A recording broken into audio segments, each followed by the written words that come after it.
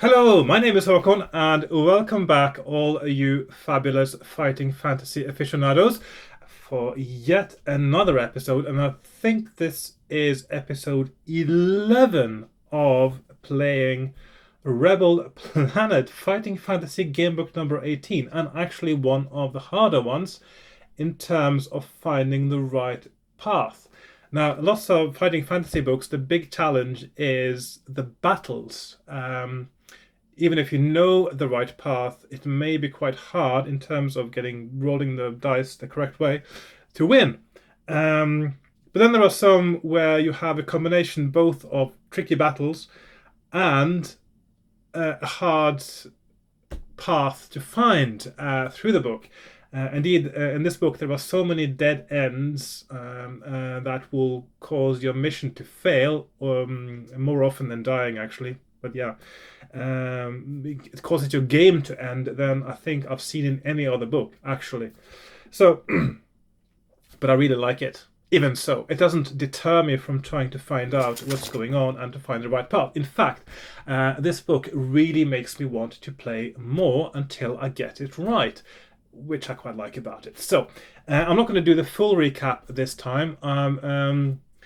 Basically, you are an agent on a secret mission, pretending to be a merchant to going to planets controlled by aliens that used to be human settlements throughout the galaxy.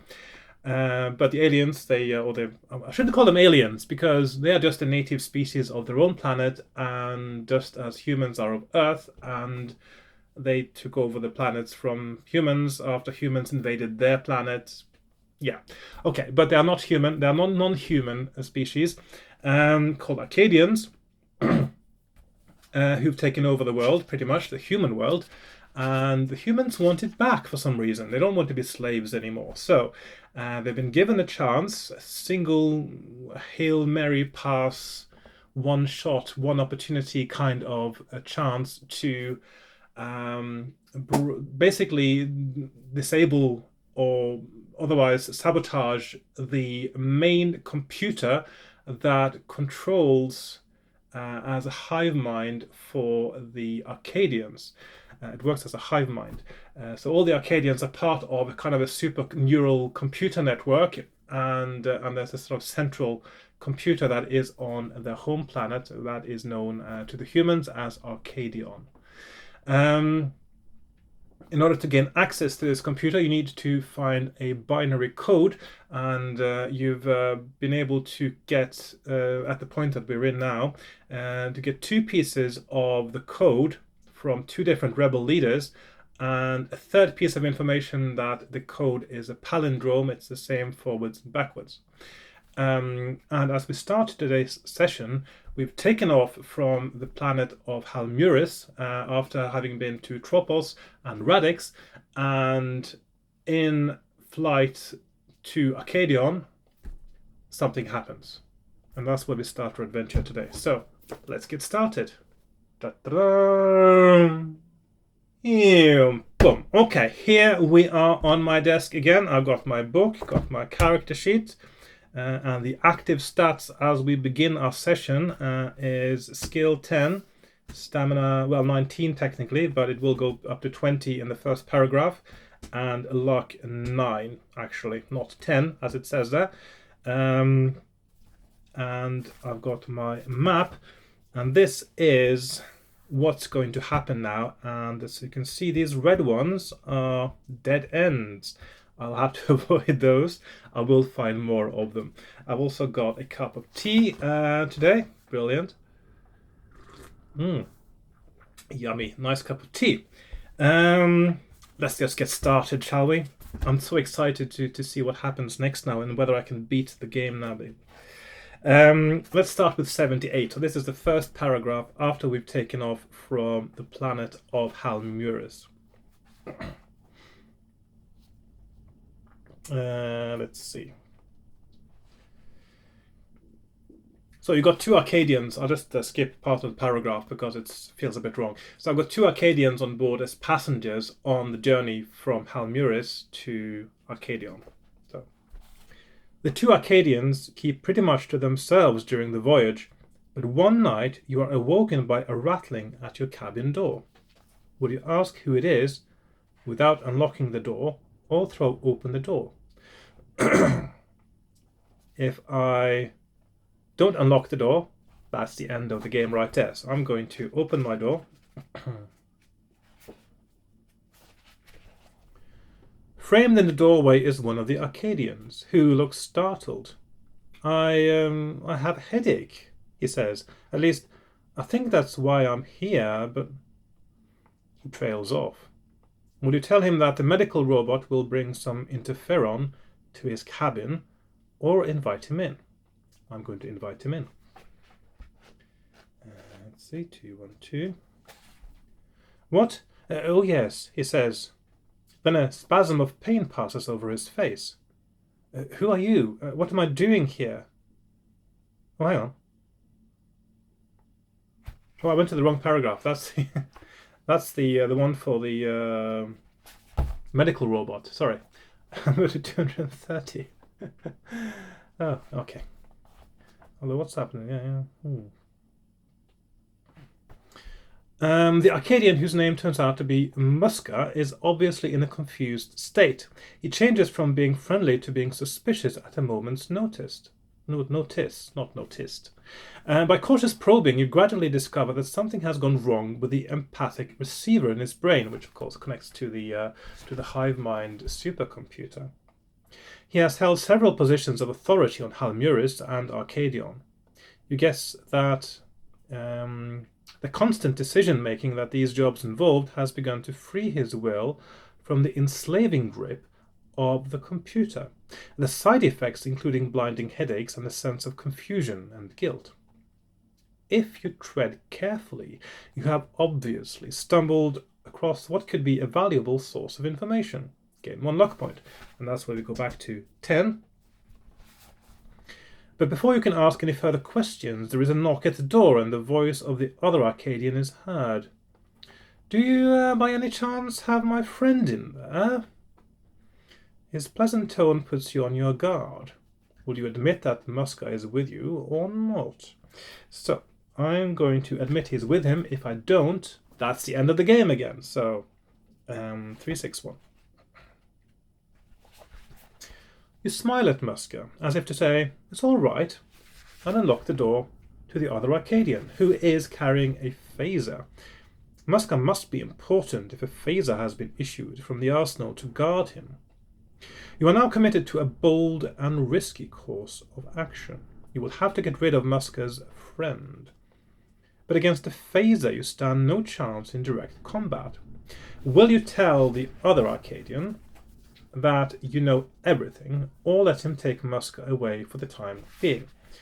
I'm going to tell him I know everything. That seemed to work last time, so I go to 167. You tell the Arcadian that you know what's up with Muska, who is by now gibbering quietly in a corner of the room, and point out that he cannot kill you, just in case he needs a pilot on this trip. You add that you will make sure that this damaging information gets out to other humans, so you have thrown down the gauntlet. What will his reaction be? Turn to 126. Central Arcadians are well known for their arrogance.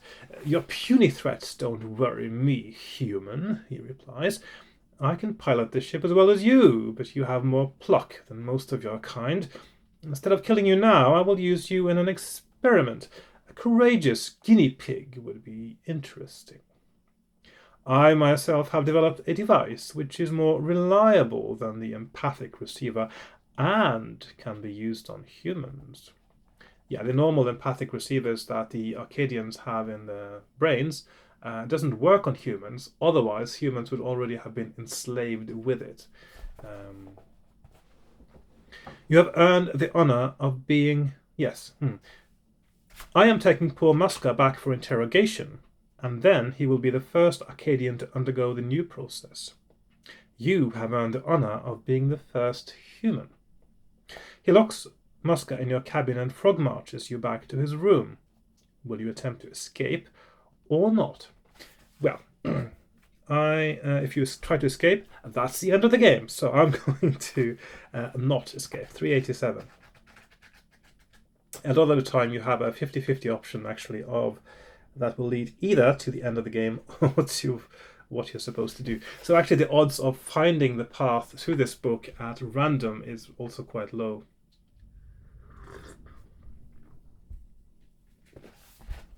In his cabin, he cannot resist explaining his invention to you. While he unpacks the equipment... I'll try again. Okay. In his cabin, he cannot resist explaining his invention to you while he unpacks the equipment. It's really very simple in theory, he says. Any Arcadian is linked to and is part of a central computer. By running electrical impulses from an Arcadian's brain through this device I have invented to a human's brain, I can open up for the human the glories of working for the computer. All hail the computer. And wipe out his or her human will forever. It's even painless for both the Arcadian transformer and the human subject. You realize that he is talking about some kind of ultra-sophisticated brainwashing device. For a moment, fear seizes you. Would you try to smash the machine for your own sake and that of others? Well, you're not quite a Luddite, are you? Or will you allow the experiment to continue? I will allow the experiment to continue. I presume smashing it will actually be the end of the game as well. Well, there's a luck roll involved, so maybe not. But I will allow the experiment to continue, so 116. Because I'm intrigued as well. You realize that your only chance is to go along with this vile experiment. Your scientific training tells you that there is a weakness in the device. If you have enough willpower to resist the brainwashing, since you will be linked directly to the Arcadian's brain, you may be able to turn the device against him. It's risky, but it's your only hope. Because the Arcadian knows no other existence except as part of the colony or Antip, this possibility has not occurred to him. He reckons that what is true for him, what he calls the glory of working for the computer, must be true for everyone else too. 10 to 300. The experiment begins. Electrodes attached to the Arcadian's skull are connected to those attached to yours via the devilish device. You are strapped to your seat with wrist fetters. How will you prepare your mind for what follows? Will you clear it, or follow your own trains of thought and memories to provide a barrier against the Arcadian imposing his own ideas? Now, it turns out that trying the last bit there doesn't actually work because he can use those thoughts against you. So, I will try to clear my mind and go all zen on him and see if that works. By clearing your mind, you become calm and fearless, which prepares you for the coming test. You may gain 1 skill point while this mental battle lasts, even if that takes you over your initial score. So my skill for the following mental battles is actually now 11. Brilliant. Okay, so clear my mind. Where are we now? Yeah, there we are. So that is +1 skill. Hang on. Did I write down that the wrong way? Let's see. 1-4. I just wrote down the wrong number there. 141, not 114. Okay, 141. Okay.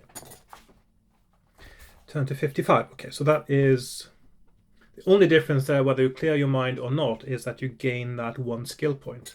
So that is the wrong choice there. Okay. Turn to 55. Okay.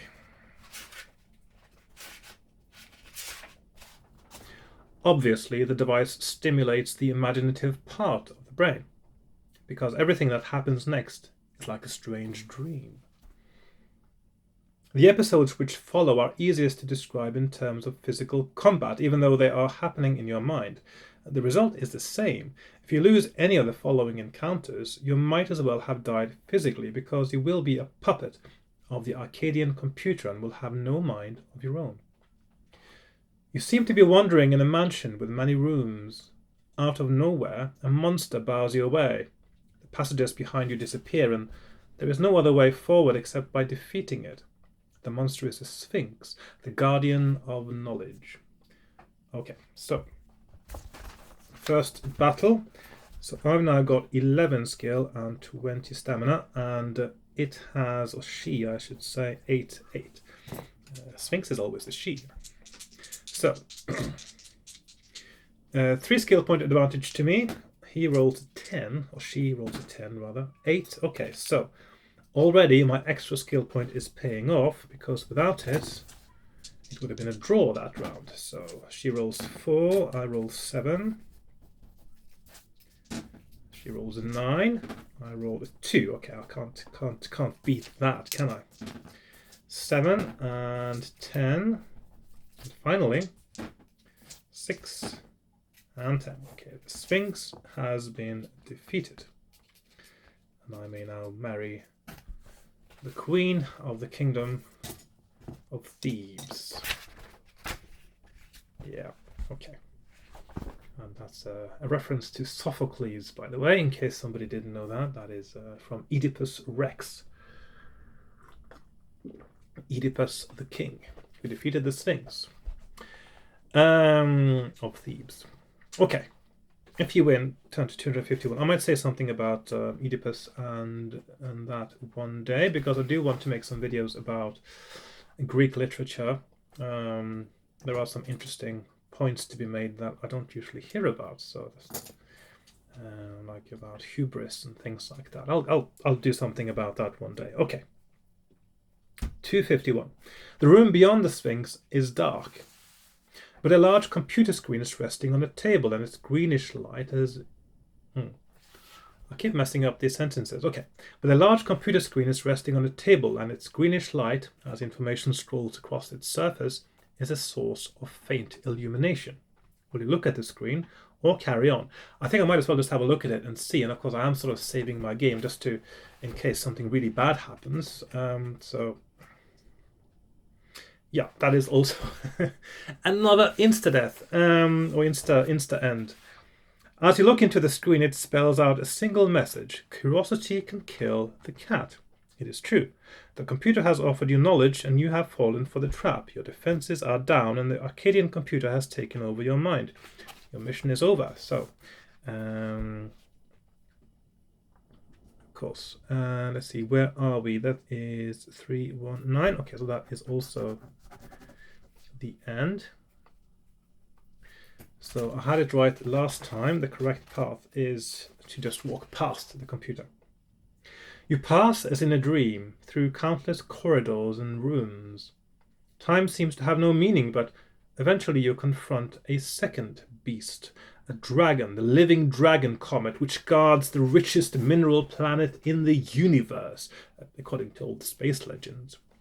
Again, you will have to fight it to continue. So we have a dragon comet, and that has 12. I've got 11, 18. So let's see. I've got a 3 skill point advantage again. He rolls 6. I roll a 5. He's down to 10.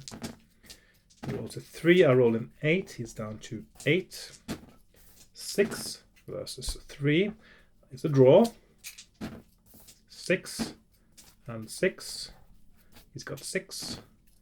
4. 8. 4. 7. 3. That's me. I lose 2 stamina. 8. 6. 2. 9. 7. And he is dead. Victory tea. Okay. If you win, turn to 159.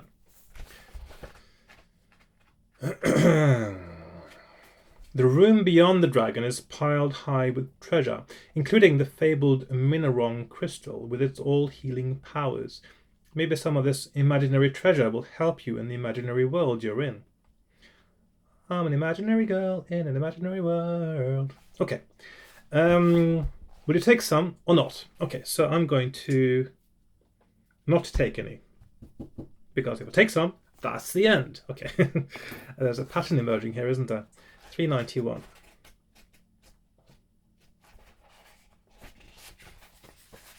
The next danger you meet comes from a creature which can only be described as a conscious black hole. Its method of attack is to attach itself to you like a leech and try to extract your energy.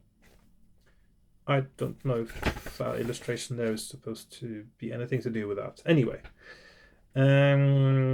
so vampire leech, living black hole, vampire leech sounds a bit sort of a strange description. 8, 10.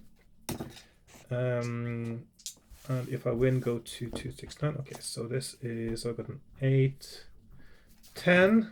If I win, I think it's time for me to go off to the side here now. Go to 269. Okay. So I've got my 3 skill point advantage again. And he rolls 7, 8. 8 and 12. He's down to 6, 7 and 4.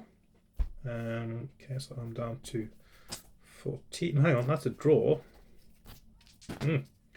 10 and 9. It's down to 4. I could still got 16. Okay. 12 and 7. Okay, that is definitely a hit on me. 6 and 6. He's down to 2 hit points. And finally, perhaps 6 and 3. And that's a draw again. 8 and 4. That's me taking 2 more damage. And finally, perhaps 7 and 4. That's a draw again. 8 and 8. That is me. Okay, so without that extra skill point, I would have been in trouble by now.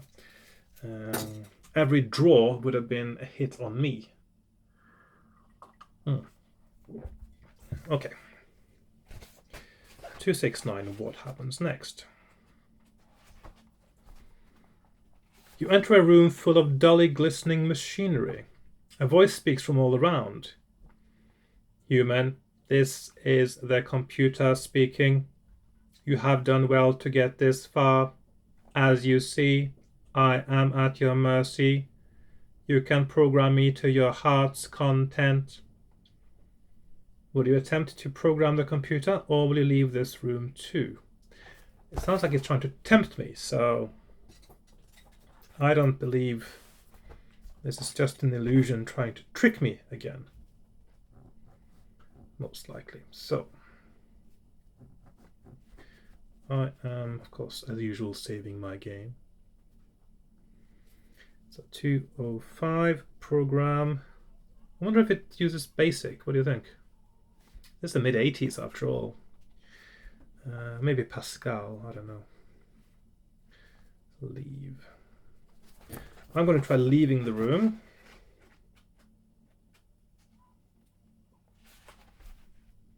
You laugh at the absurdity of it. You have been offered knowledge, wealth, and power, any of which the computer can surely give, and have resisted them all.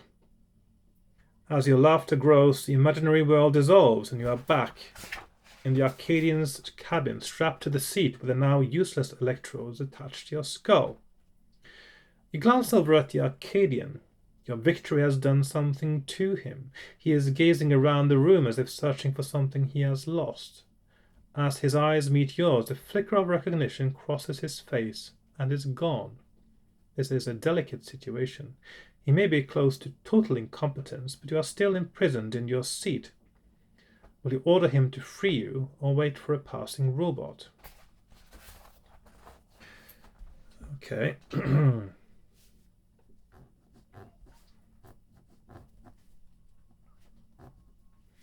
So 65, order, or 278.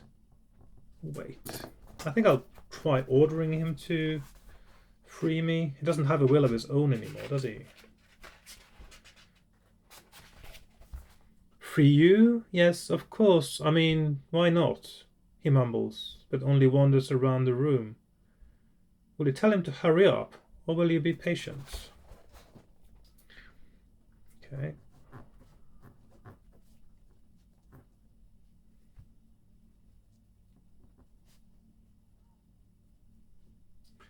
I am going to be patient.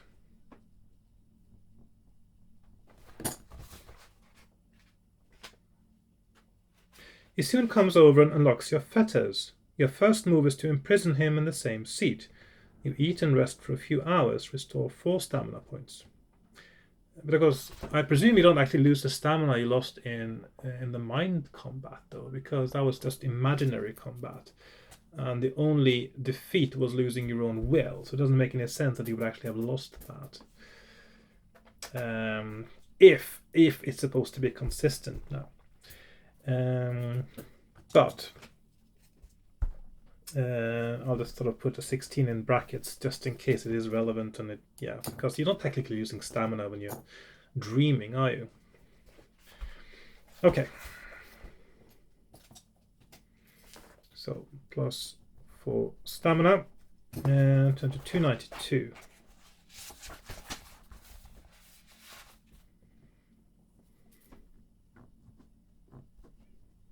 292. Okay.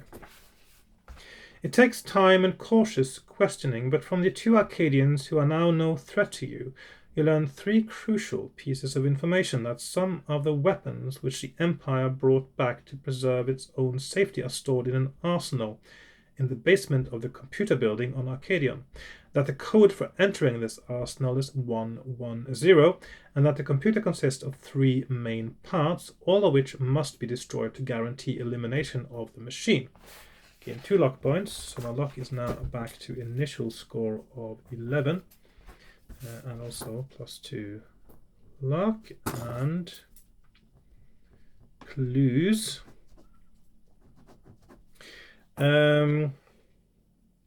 You are now approaching Arcadion. And code 110, so 110 Arsenal. So turn to 118. Okay, so 118. Okay.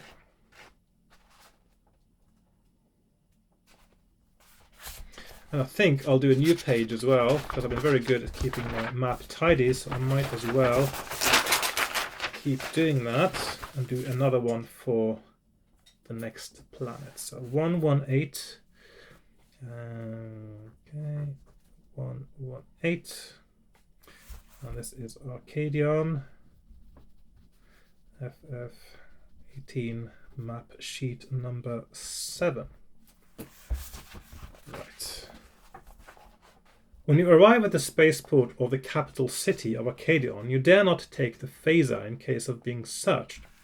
You quickly get through the spaceport officials on the pretense of taking this opportunity to see around the glorious center of our illustrious empire, as you put it.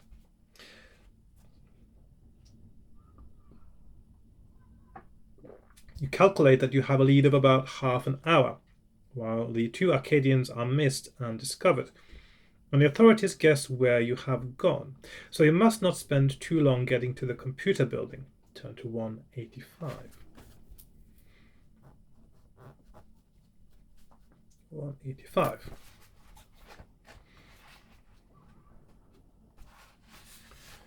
There are very few humans on Arcadion, and you have no time to waste. You approach the first human you meet and ask him the way to the computer building. Excuse me, could you tell me the way to the computer, please? Good old days, isn't it, when you had so few computers you could do that. Okay, he tells you the way with some enthusiasm, as if he was proud to help a stranger find the center of the empire. If you go straight to the computer building, turn to 219. If you need to know where the arsenal is, and bearing in mind that you will probably meet no other humans, you want to ask this person where it is. Let's see, so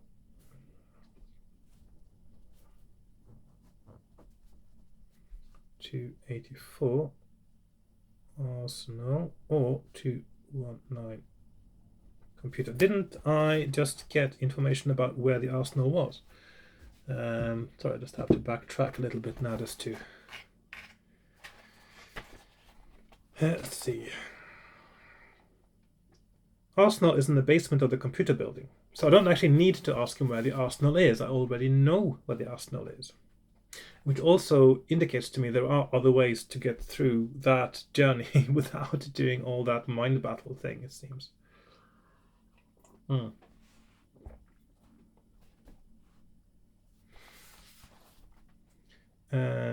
go straight for the computer building, 219. You are nearing the end of your mission. You have reached the outside of the long, low building where the Queen computer is housed, but you know that an Arcadian patrol is not far behind. On the wall by the entrance is a panel consisting of a liquid crystal display and 2 buttons marked 1 and 0. This is what your whole adventure so far has been aiming at. Do you have the correct code? You'll have to enter the code for the door to open. Convert the binary number to decimal and turn to the paragraph with that number. If the paragraph makes no sense, you have not entered the correct code and will be caught by the Acadian patrol. If you do not know how to convert binary to decimal, here is a table. Okay.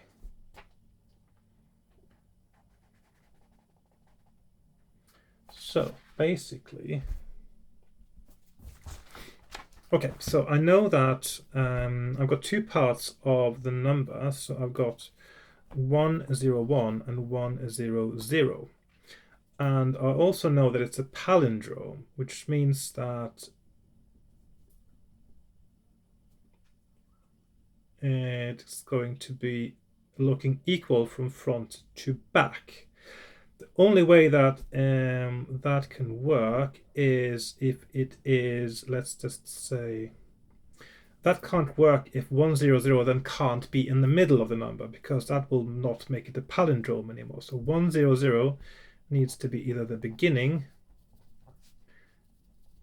or the end. So it's either 100101001 or 001101100. So there are only 2 possible numbers that it can be.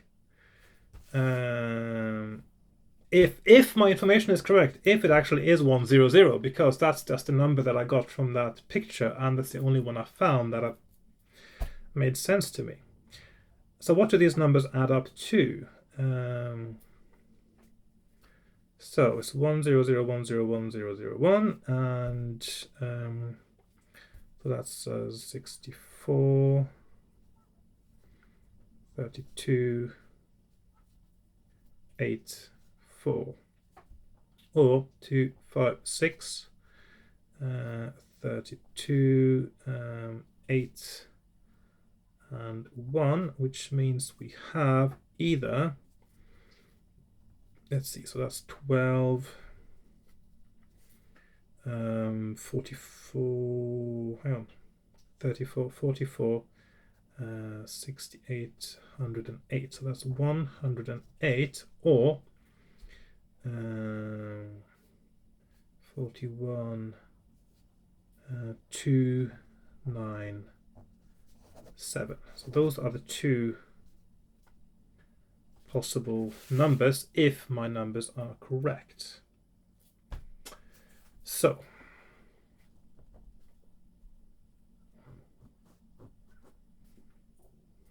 that means that let's put those up as 2 possibles now. So that is 108 or 297. I'm going to go with 297.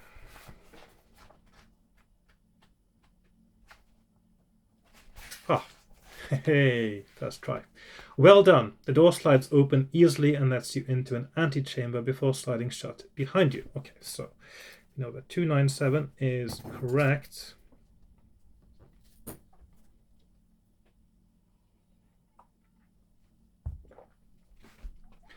Only then do the next doors open, and there are 4 more sets of doors. This is to keep the building as free as possible from dust. Once inside, you can see the computer room ahead, but there are also some steps down to a basement. Will you go straight to the computer room or down to the basement first? So I know to go down to the basement now, because I got that clue that it seems I don't get automatically. So I'm going to do like so. So 381, computer room or 169 basement. Just out of curiosity now, I'm just going to check what it says on the other reference. No, that's just a different paragraph. In fact, I think I may have seen 108 at some point, but I'm not sure. Anyway.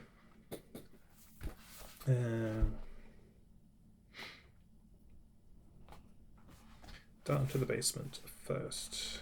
So 169 basement. The door to the basement is 10 centimeter reinforced laser-proof Kryton. No way are you going to get through that, but there is a small panel similar to the one you encountered on the outside of this building. If you know the code, turn to the paragraph whose decimal number looks the same as this binary number. Otherwise, return to the computer room. Okay, so the code was 110, so I'm going to paragraph 110. So 110. Now you are inside an arsenal, which stretches away underground for many meters. It would be an understatement to say that you could start a revolution with this lot. You could annihilate the galaxy. But your requirements are not so extreme. Annihilate the galaxy? Well, that is preposterous as a scientific kind of... you would have to... What does it mean to destroy a galaxy? Do you destroy every planet and sun in it? How much energy would that require?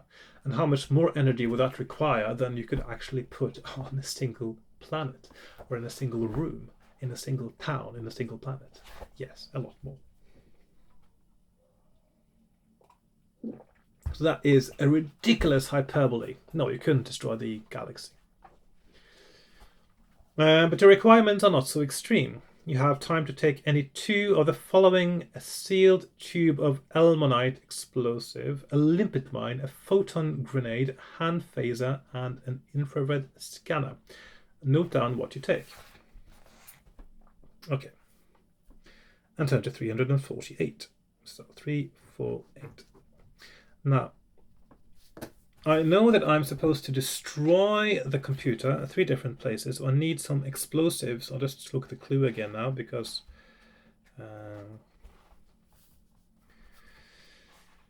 3 main parts, all of which must be destroyed. So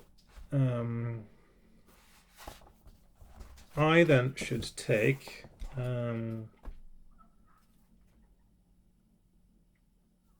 Elmonite explosive and the limpet mine, I suppose. So the 2 things that actually can explode things. Sort of makes the most sense to pick up in order to destroy the computer, I think. So let's see, items, pick 2. Okay. Oh, sorry, that was the wrong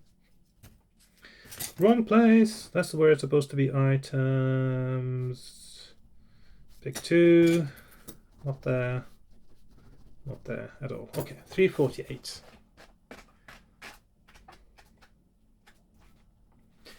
As you leave the arsenal, the door hisses shut behind you and a mechanical voice says, "The entry code is now changed. The new code will be circulated to authorized personnel." That's a security device you hadn't expected. There'll be no returning to the arsenal then. Your next problem is that because of the size of the arsenal, it took quite a time to find the items you needed, and you emerged from the stairs to be confronted by an Arcadian patrol. You can use against them nothing that you may have taken from the arsenal except a photon grenade and a hand phaser. If you use the grenade, turn to 86. If you use the phaser, turn to 271. If you have neither of these, you are dead.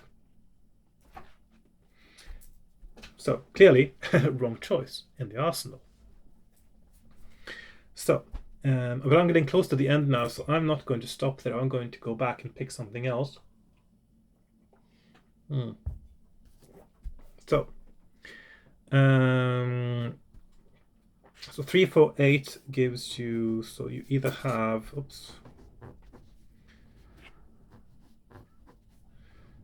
86 grenade. 271 phaser. I do have a grenade fetish. After all, this character does have a grenade fetish, so I'll go back and pick Elmonite and the grenade. Elmonite, I don't know, we don't know anything about Elmonite. It just sounds like it's a good explosive. So let's try again. So I've got the grenade this time, and I am going to go to 86.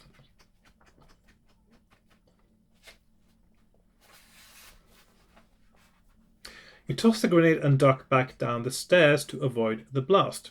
When you climb back up, there is little sign of the patrol, or the doors for that matter.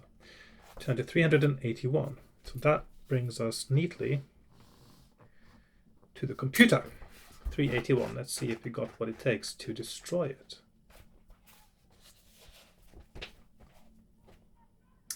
The gleaming, sterile surface of the several component computers are set against the walls of quite a small room.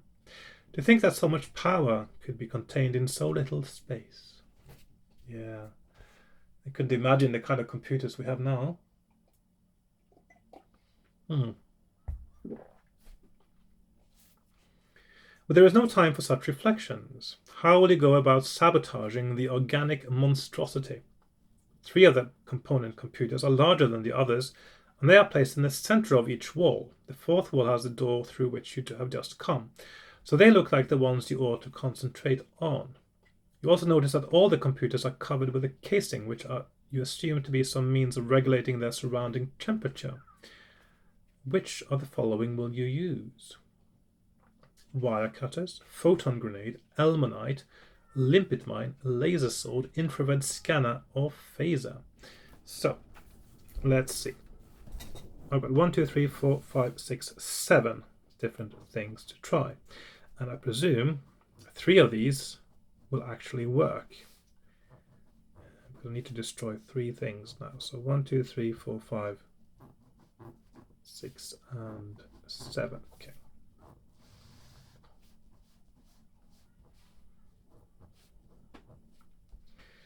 So we got 61 wire cutters. That doesn't sound very effective. Photon grenade, 395 Elmonite. Let's put down the wire cutters. Grenade. Elmonite. It sounds like the grenade would have been good against the computer, by the way. And the phaser, because the phaser would be possible for me to use the phaser both against the computer and against the guards. So I'm probably the wrong choice to not pick the phaser. Elmonite. Limpet mine. Laser sword. Scanner. IR scanner. 369 phaser. Okay, so I'm going to start with the Elmonite because I've got that, and that sounds like a good done deal. The problem with this is that you have only 1 mine, and its blast will not knock out all 3 computers. Which will you choose? The left computer, the right one, or the one against the wall opposite the door?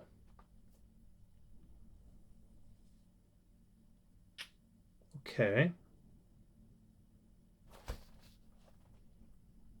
That's not what I was looking for. Elmonite is the one. I looked at the wrong one. I looked at the one for limpet mine. Okay. Elmonite is a sensitive and powerful explosive, which is automatically detonated by contact with the air. You know that from the time you break the seal of the cylinder, you have 3 minutes before the explosion. Will you break the Elmonite into 3 pieces, 1 for each main computer, or will you consider that if you break it up, it may not do enough damage and pack it all against a single computer? I know I have to destroy all of them, so let's see, Elmonite. Okay, so I've got so 2, 2, 2, 1 piece for each, 2 to 2, so 1 each, or let's see, 1, 3, 1, 3, 9, 5, 1. Okay, so 13951. Oops. 203. Okay, so those are the options. So either one little piece for each or one of the computers. But I have to do all of them, so I'm going to divide it into 3 pieces and do one on each. That's what I'll do. Or you can go back to 381. Okay, that's fine. Okay, so 1 piece for each computer. 222.